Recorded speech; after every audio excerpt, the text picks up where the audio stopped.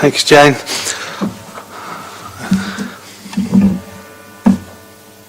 I'll just speak through the bells, I think. Got mics, haven't we? Okay, welcome everyone, both of you, to the Cabinet Member for Community Safety and Environment Decision meeting here. I'm Councillor Dave Ashmore, Cabinet Member.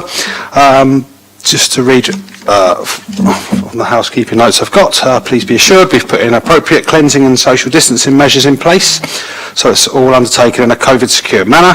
It's included a request for all attendees to have taken an LFD test within 48 hours of the meeting, the use of track and trace and the attendee or the attendee log, and social distancing and the wearing of masks when not seated. Limited public seating has been made available. I can't see anyone else here though. So the other thing is, can I ask people to remain seated throughout the duration of the meeting and to wear a face covering unless we are seated, and only use the seats marked with a green circle, which you'll both are. I mean, there's not enough of us in here to contravene the 2 metre rule as it stands, is there?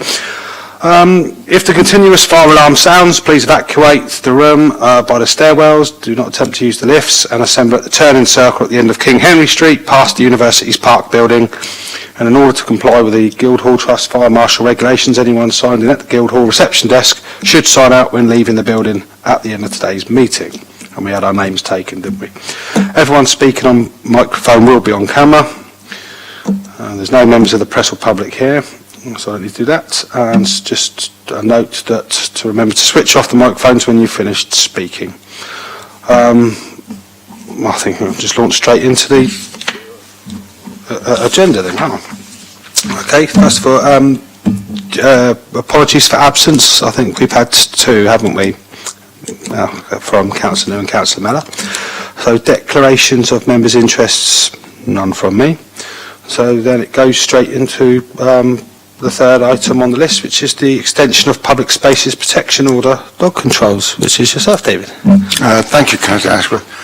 The current PSPO finishes on the 7th of January, and we need to extend that to enable us to carry out dog controls that are in place at this time, and enable us to keep dogs in appropriate places, like not in children's play areas, only on beaches that are designated as such, and more importantly, to prevent fouling. The purpose of the report is to seek the approval of extension and variations to the existing public spaces protection order in relation to dog fouling and dog controls. The only change from the last one is to include as the prescribed charity Assistance Dogs Registered UK charity.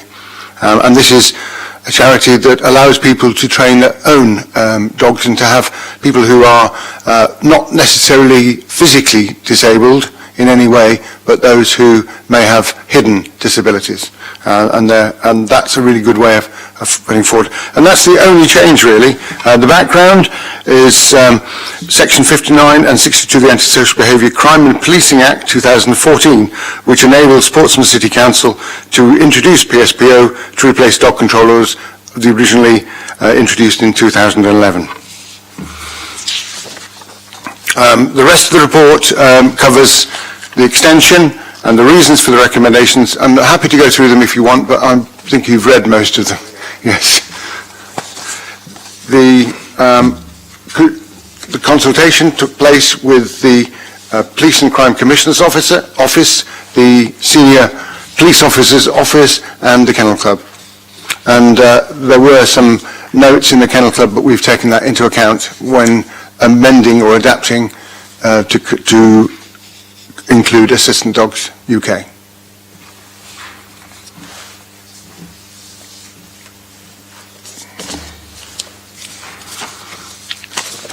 Okay.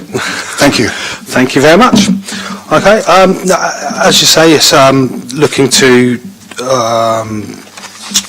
not replace but extend the current PSPO, which obviously runs out on the 7th of January, but with this time with the inclusion of the exception for those assistance dogs, which I think is very welcome. As you say, it's not just people with physical disabilities, people with hidden disabilities as well. So we've listened to the comments from the consultation there, a very extensive one, and they've given us the comments which you can see at the back of the report there, which we've read and we've welcomed and we've listened to.